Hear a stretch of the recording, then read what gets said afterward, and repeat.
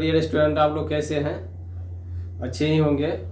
और अभी बीपीएससी का जो फॉर्म फिल हो रहा है तो वो आप लोग भी उसमें पार्टिसिपेट कीजिए, है ना। आपको उसका क्या पता चलता है कि हम कितना लेवल में हैं। एग्ज़ाम से क्या आपको पता चलता है कि हम कितने लेवल में हैं, है ना। कितना टफ किस तरीका का पेपर आ रहा है उसका पता चलता है, जिससे आप उस ढंग से प्रिपेयर कर सकते हैं, है ना। ओनली वही है, प्रिपेयर किस ढंग से कर सकते हैं उसका नॉलेज उससे मिल जाता है जब किसी भी एग्जाम में बैठते हैं कि किस टाइप का क्वेश्चन है। जैसे देखिए, आप नदी या समुद्र में जाइए तो उसका गहराई जाते हैं जब नहाने के लिए, तो उसका गहराई देखते कहाँ पे गहराई है, कहाँ पे ज़्यादा, कहाँ पे कम है। तो कुछ ऐसा एग्ज़ाम है जिसमें ज़्यादा गहराई है, कुछ ऐसा एग्ज़ाम है जिसमें लो गहराई है। तो गहराई का पता चलता है आपको, अपने एबिलिटी का पता चलता है कि हम अभी कितना पानी में है और कितना पानी में और मेरे को जाना है, तो उसी हिसाब से पढ़ाई करेंगे, है ना। तो टाइम को ना, है ना, वेस्ट करते हुए मैं क्वेश्चन की तरफ चलेंगे। और क्वेश्चन टॉप 10 है, टॉप 10 क्वेश्चन है। और फिर वीडियो को बता रहे कि दोस्तों में शेयर कीजिए, लाइक कीजिए और सब्सक्राइब कीजिए। तो फर्स्ट क्वेश्चन है कि भारत में बनी पहली रंगीन फिल्म, यानी कि जो भारत में फिल्म बनी है पहली रंगीन फिल्म का क्या नाम है ना। पहले ब्लैक एंड व्हाइट चलता था, लेकिन रंगीन फिल्म बनाया गया, तो उसका क्या नाम है? तो उसका नाम है ये किसान कन्या।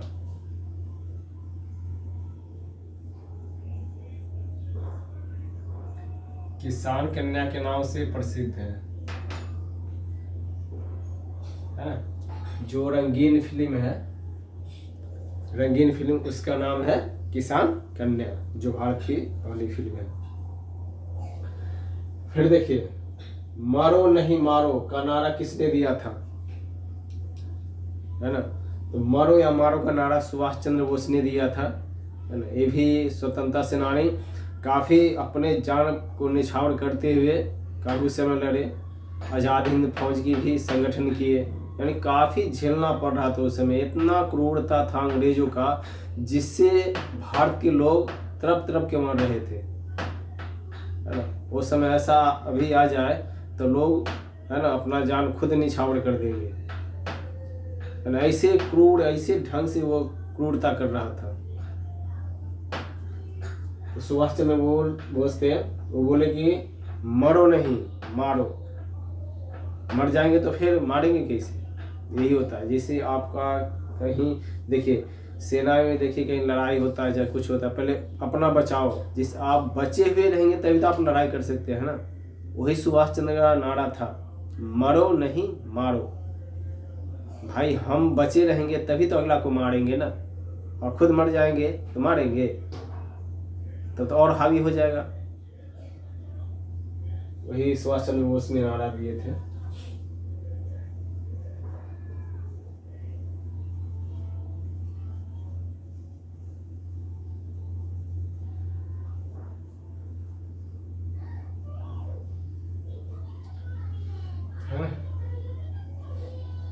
सुभाष चंद्र बोस, मरो नहीं मारो।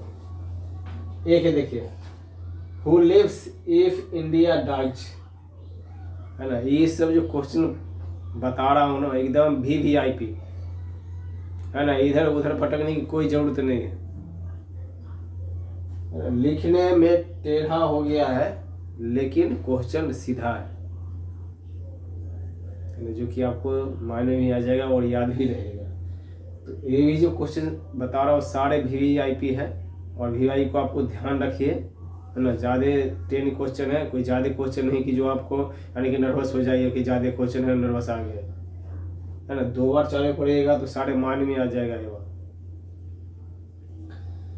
Who lives if India dies, है ना। जवाहरलाल नेहरू जी हैं, का नारा दिए थे, who lives in India dies.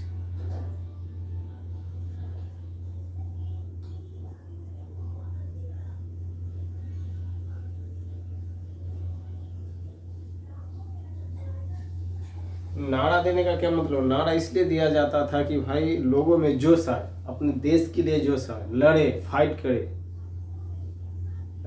रिमियर जैसे होता है ना, हम अभी कोई अत्याचार हो रहा है, जैसे कहीं पॉलिटिक्स से अत्याचार हो रहा है, तो एक वहाँ का जनता या लीडर है जो सही हो कि वहाँ नारा दे दिया कि ऐसे हम करेंगे, तो उसी पे जिंदाबाद जिंदाबाद करने लगता है ना। तो उसी टाइप से जवाहरलाल नेहरू और उस समय का जो नारा था ना, नारे पर ही ज़्यादा लोग है ना जोश में आते थे और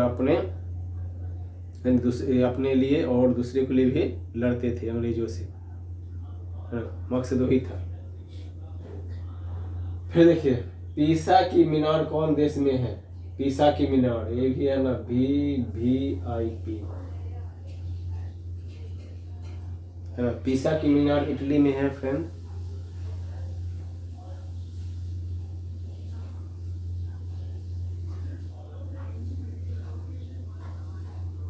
इटली में, समझ गए?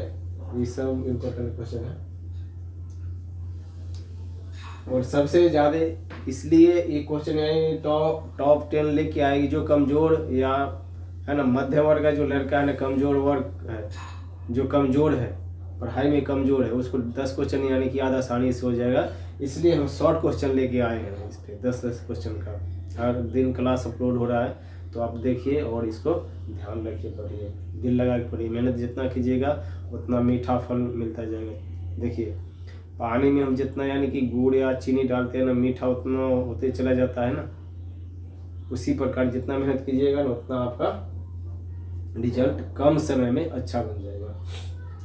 गंगा को राष्ट्रीय नदी कब घोषित किया गया? गंगा अपना क्या राष्ट्रीय नदी है, नेशनल रिवर है, तो इसको 2008 में शामिल कर दिया गया कि ये नेशनल नदी है भारत का।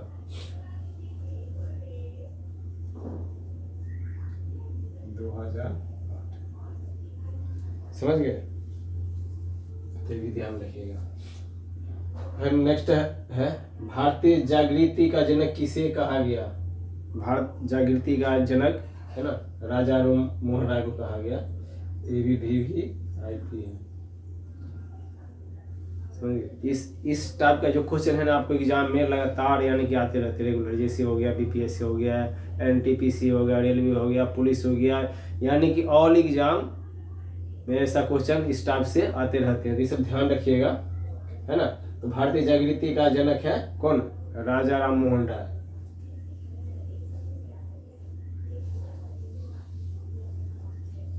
राजा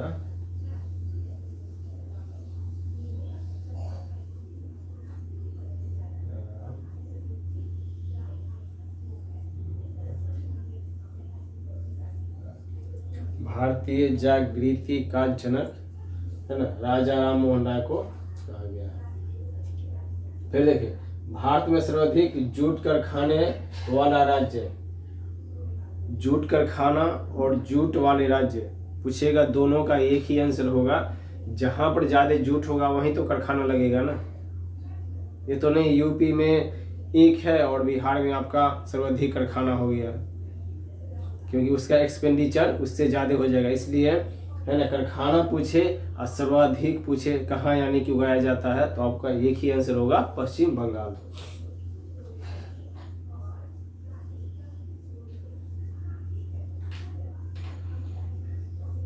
पश्चिम बंगाल है ना, सबसे ज्यादा जूट का कारखाना जो है ना पश्चिम बंगाल में ही है, और सबसे जूट वाले राज्य है ना वो कहाँ पे है? पश्चिम बंगाल में ही है, इसे ध्यान रखिए। फिर है मध्य रात्रि के सूर्य की भूमि के नाम से किस देश को जाने जाता है? कौन सा देश है जो मध्य रात्रि के सूर्य के नाम से जाना जाता है? तो नॉर्वे।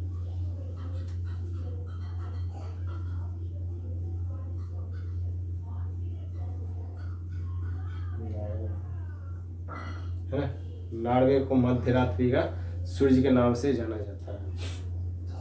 नेक्स्ट क्वेश्चन है भारत में मनसबदारी प्रथा क्या थी? जैसे देखिए मनसबदारी प्रथा वह थी, मनसब माने हुआ क्या? पद या घुड़सवारों की संख्या। ये क्या होता है कि जैसे हम राजा हैं तो सबसे राजा का काम क्या होता है? अपने सेना को मजबूत करना। जैसे अभी नरेंद्र मोदी जी को देखिए, फर्स्ट प्रायोरिटी है ना क्या है उनको कि हम सेना को मजबूत करेंगे। जब सेना मेरा मजबूत रहेगा, सरकार मेरा मजबूत रहेगा तो ऑटोमेटिक कहीं से युद्ध जीत लेंगे, है ना। घर में अगर गार्जियन टाइट है, मजबूत है और आपका मैनेजमेंट सही है तो आप कहीं से भी जीत सकते हैं। उसी प्रकार यानी कि उस समय जो अकबर था वह फर्स्ट बार उसने क्या किया, मनसबदारी प्रथा लगा। उसमें क्या हुआ कि जैसे जिसका जो लायक पद है ना, उसको वो दिया गया। उसके बाद उसने घुड़सवारों की संख्या को यानी कि मजबूत किया, अपना सेना मजबूत किया, है ना। और उससे क्या हुआ कि कहीं भी लड़ाई जीतना है, चाहे कुछ करना है तो उससे आप जीत सकते हैं जब आप मजबूत रहेंगे तो, है ना। अगर तितर बितर हो जाते हैं तो फिर नहीं हो पाएगा। तो इसलिए बोला कि जो मैनेजमेंट होता है ना, आपका अपना मैनेजमेंट, सरकार का मैनेजमेंट किस तरीक़ा से होना चाहिए। अगर आपका मैनेजमेंट सही है तो आप सभी जगह जीत हासिल कर सकते हैं। तो ही मैनेजमेंट ही किया उसने, अकबर था 1575 ईस्वी में, है ना।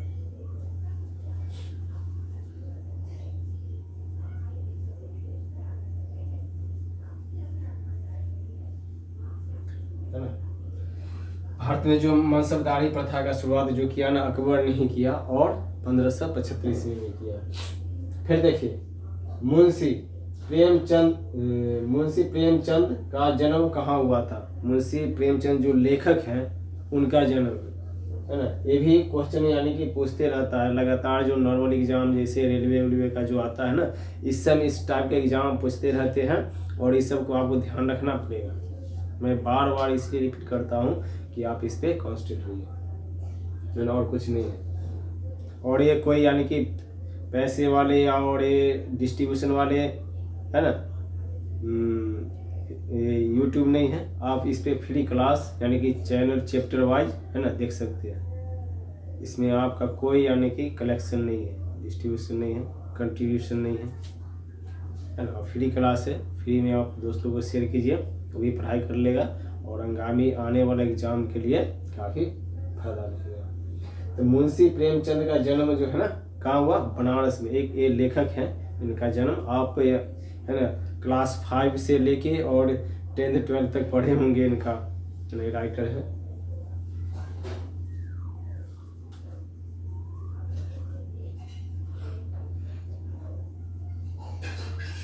मुंशी प्रेमचंद का जन्म कहाँ हुआ था, बनारस में। चलिए अब हम चलेंगे नेक्स्ट कहाँ, मैथ की तरफ। बता रहे थे कि मेरा अभी जो मैथ का जो क्लास चल रहा है वो रेगुलर चल रहा है और 2 या 3, है ना, क्वेश्चन ही लेके आ रहा हूँ। ज़्यादा क्वेश्चन लेके नहीं आ रहा हूँ, इसलिए ज़्यादा क्वेश्चन नहीं ला रहा हूँ कि आप यानी कि ऑल सारे कम्पिटिटिव एग्जाम का ही देख रहे, क्वेश्चन देख रहे हैं, है ना। 2 तो देख ही सकते हैं, 2-3 ऐसे देख ही सकते हैं, इसलिए कम लेके चला हूँ कि साथ में वो भी इंक्लूड है। और वो जो चैप्टर लाया हूँ बोला सीरियली वाई लाया हूँ, तो सीरियल से ही रहेगा। तभी एज फैक्टर का चल रहा है, तो एक एज फैक्टर का मैथ हम अभी बता रहे हैं। 2 क्वेश्चन बताएंगे और आप मन लगा के पढ़िए, हमको भी मन लगा रहेगा पढ़ाने में। चलिए चलते हैं मैथ की तरफ। हेलो डियर स्टूडेंट, देखिए अब मैथ का क्वेश्चन है 2, है ना। 2 मैथ का क्वेश्चन एज फैक्टर से है। अभी क्या चल रहा है चैप्टर, एज फैक्टर। तो एज फैक्टर का ही बता रहे हैं ना, तो देखिए ध्यान से देखिए क्या बता रहे हैं, समझ में तो आ जाना चाहिए क्योंकि इजी क्वेश्चन है। देख, इस समय रीता की आयु तथा सुनीता की आयु का अनुपात 4:3 है। तो किसका है, रीता की आयु कितना है, आयु का अनुपात रीता और सुनीता कितना है, 4:3 है। यही है ना, 4:3 के अनुपात में है। अब बोल रहा 6 वर्ष बाद रीता की आयु 26 वर्ष हो जाती है ना। 6 वर्ष बाद तभी कितना का होगी भाई, 20 का होगी ना। आपका आयु, है ना, बताएंगे कि 5 वर्ष बाद 25 का हो जाएगा, तो अभी कितना का आपका आयु, अभी कितना का होगा, 20 का होगा ना, 20 का ही होगा ना, है ना। इसमें ज़्यादा कोई खास नहीं है। देखिए 6 वर्ष बाद बोल रहा है, 6 वर्ष बाद रीता की आयु कितना हो जाती है 26। तो अभी कितना हो गया 21 भाई, अभी 20 है और 6 वर्ष बाद कितना हो जाएगी 26 ही होगा ना। आप ही अपना मान लीजिए, जैसे आपकी आयु अभी 20 वर्ष है, आपका आयु ऐसा मान लीजिए आपका आयु 20 वर्ष है अभी, तो 6 वर्ष बाद कितना हो जाएगा आपका आयु, तो 26 वर्ष नहीं होगा, हो जाएगा ना, अंडरस्टूड। चलिए समझ गए। अब रीता और सुनीता की आयु का अनुपात 4:3 में है ना। तो वर्तमान आयु कितना हो गया 20। वर्तमान आयु मान ली कि 20 रीता की है, तो रीता की है ना, तो सुनीता का कितना हो जाएगा अभी प्रेजेंट में, यानी कि 4 का अगर डिवाइड करते हैं तो कितना होगा 4 5 20, ये होगा ना, 4 5 20 होगा, 1 का 5 वर्ष होगा, तो 3 का कितना हो जाएगा 15 वर्ष, यही होगा ना। अभी यानी कि 20 है, तो 1 का 4 5 20, तो 3 5 15 वर्ष, यही हो गया आपका आंसर, ये हो गया। समझे। अभी आपकी आयु 20 वर्ष है ना, आपकी आयु 20 वर्ष है और 6 साल बाद कितना हो जाएगा 26 हो जाएगा आपका। तो आपका दोस्त का आयु अभी 20 वर्ष है, तो 3 वर्ष बाद कितना हो जाएगा 23 होगा ना। तो 4 का आयु 20 वर्ष है, तो 1 का आयु कितना हो गया 5 वर्ष, तो 3 का कितना हो गया 15 वर्ष। समझ गए। बस जाना एग्जाम में, बस चुटकी बजा देना है, चुटकी बजेगा आपका आंसर निकल के आ जाएगा। अब देखिए x, सेकेंड क्वेश्चन है, x, y और z की वर्तमान आयु का योग कितना है 90 है। यानी कि मान लीजिए x plus y plus z का योग कितना है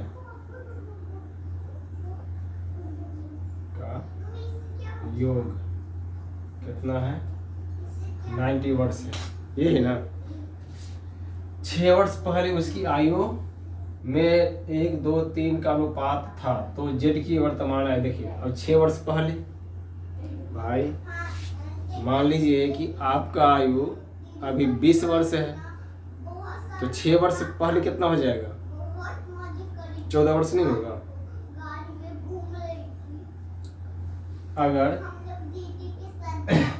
आपका दोस्त का आयु अभी 40 वर्ष है, आपका दोस्त का आयु 40 वर्ष है, तो 6 वर्ष पहले या 5 वर्ष पहले, मान लीजिए कि 5 वर्ष पहले, अब दोनों का आयु कितना होगा।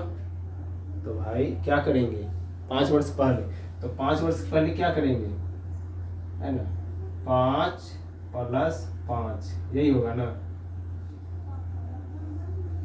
बताएंगे भाई 5 प्लस 5 क्यों हुआ। जैसे आपका अगर 5 वर्ष घट रहा है, तो आपका दोस्त का भी तो 5 वर्ष घटेगा, नहीं घटेगा है? कितना हो जाएगा 40 माइनस 10 बराबर 30। दोनों का आयु का योग कितना हो जाएगा 30 वर्ष होगा। जैसे मान लीजिए आपका पिताजी का आयु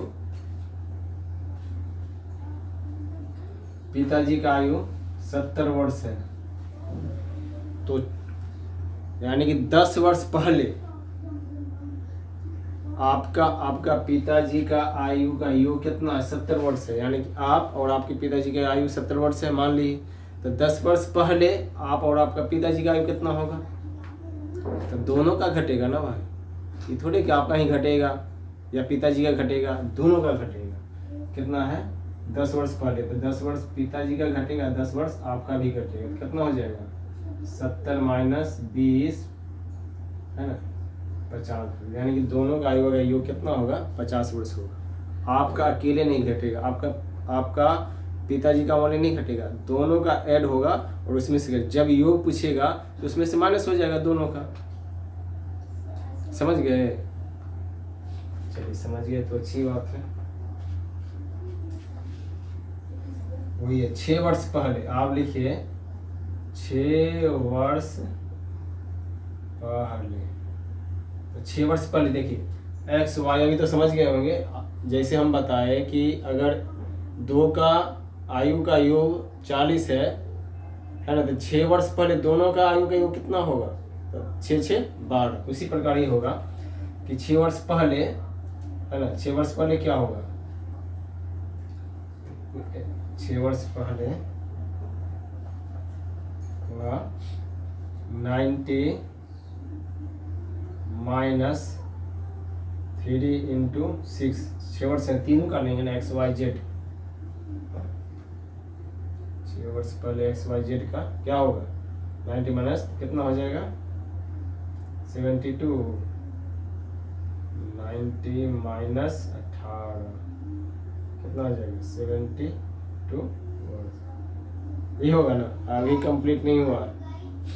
यानी कि 6 वर्ष पहले तीनों का आयु का योग कितना हो गया? 72। 6 वर्ष पहले, बाद नहीं हुआ, पहले हुआ। अब चलिए तो पूछ रहा है कि पहले उनकी आयु में 1 2 3 का अनुपात था, तो जेड की वर्तमान आयु ज्ञात करने के लिए बोल रहा है। तो हम निकालेंगे पहले जेड के 6 वर्ष पूर्व आयु। 6 वर्ष पूर्व कितना होगा? 72, यही ना, और 3 2 5 1 6 क्या होगा? टोटल का तुलना टोटल से, और जेड का कितना है? 3, यही है ना, एक्स वाई जेड, जेड का अनुपात। तो 3 दूनी 6, 36 दूना 72 हो गया। अब पूछ रहा है कि जेड का वर्तमान आयु, यानी कि 6 वर्ष पूर्व कितना था? 36 वर्ष था। 36 वर्ष था, 36 ईयर, यही था ना, 6 वर्ष पहले 36। तो वर्तमान आयु कितना होगा भाई? तो 36 में 6 जुड़ जाएगा ना। ये है जेड की 6 वर्ष पूर्व की आयु। तो हम वर्तमान के आयु निकालेंगे तो 6 वर्ष उसमें तो जुट के आएगा। तो जेड के लिख दीजिए यहाँ पे, जेड का वर्तमान आयु कितना हो जाएगा? 36 प्लस 6 इक्वल टू 42 वर्ष। यही हुआ ना, समझ गए? एक बार और रिपीट करते हैं। देखिए एक्स वाई जेड का वर्तमान आयु का योग हो गया 90। आप बोल रहा है कि तीनों का आयु का योग है ना 90 है। तो जब तीनों का आयु का योग 90 है तो 6 वर्ष पहले, तो 6 वर्ष पहले 6 3 18, यानी कि 3 इंटू 6, तीनों का घटेगा ना। ये तो नहीं कि एक का ही घटेगा, जेड का ही घटेगा या एक्स का ही घटेगा, तीनों का घटेगा। तब तो फिर कुल आयु जो योग है कुल निकलेगा।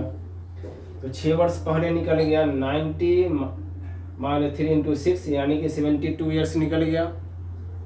अब जेड का 6 वर्ष पूर्व आयु कितना हो गया? 1 का निकालना है ना। यहाँ तो तीनों का दे दिया, अब 1 का पूछ रहा है। 1 का जेड का कितना हो? 72/6 इंटू 3 है ना, यही बोला ना। 3 2 5 1 6 टोटल का तुलना टोटल से हुआ तो 36 वर्ष हो गया। अब जेड का वर्तमान आयु, यानी कि 6 वर्ष पहले का है ना। तो अभी कितना होगा? 36 में 6 जुड़ेगा तो वर्तमान आयु निकल जाएगा, ये हो गया 42 ईयर, है ना। मैथ का भी 2 ही क्वेश्चन था, 2 क्वेश्चन समाप्त हो गया। और इस पर भी ट्राई कीजिए। इस टाइप का क्वेश्चन यानी काफ़ी इंपॉर्टेंट, ये सब जो क्वेश्चन है ना एग्जाम में इस टाइप का ही क्वेश्चन आते हैं, तभी तो भाई 1 मिनट में बनाना पड़ता है ना। देखिए आपको थोड़ा घुमाया काम, 90 वर्ष दिया, 90 वर्ष में से मैंने क्षेत्र का 18 घटा दीजिए, जितना आया फिर 6 वर्ष पूर्व जेड की आयु निकाले, तो जेड की आयु निकालेंगे तो कितना होगा 36, और वर्तमान आयु इसमें ऐड कर दीजिए 6 वर्ष, हो गया 42, है ना। सुरक्षित रहिए और पढ़ाई कीजिए, मेहनत कीजिए, है ना। हम नेक्स्ट क्लास लेके आएंगे, और वीडियो के दोस्तों में शेयर कीजिए, लाइक कीजिए, है ना। और नेक्स्ट क्लास हम लेके आएंगे अगला वही सुपर संदूक टॉप 10 ही रहेगा, है ना। Thank you, have a nice day.